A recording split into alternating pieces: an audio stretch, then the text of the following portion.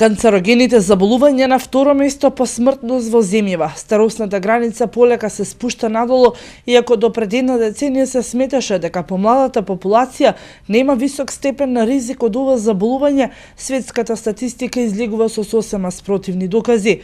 Се повеќе струмичени на превентивни прегледи за спречување од појава на карциномот. Лекарите велат дека не е мал број на нашите сограѓани кои поради ризични категории на ризик фактори бараат превентивни прегледи, а најголемата цел е раната детекција и дијагностицирање на карциномот.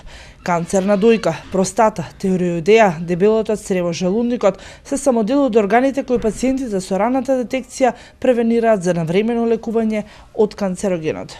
Па, да бидам искрена, дури сум изненадена дека свеста на популацијата овдека е на доста високо ниво.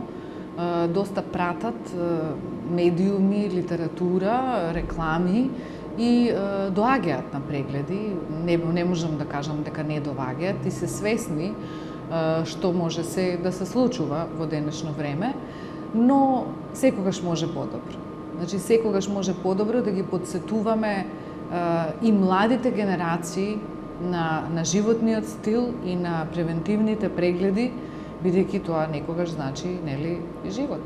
Последните официјални податоци на Институтот за јавно здравје. Во Македонија малигните болести се втора причина за смртност во населението, веднаш по кардиоваскуларните заболувања.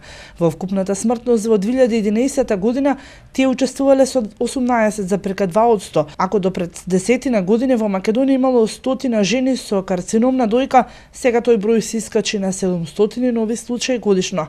Најмладата жена оперирана од рак на дојката имала само 19 години.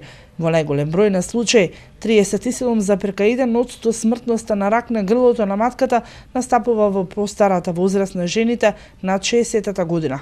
Но потребно да се нагласи дека уште висока е стапката на смртност од ова заболување и кај жените од 45-та до 54-та година, околу 13 на 100.000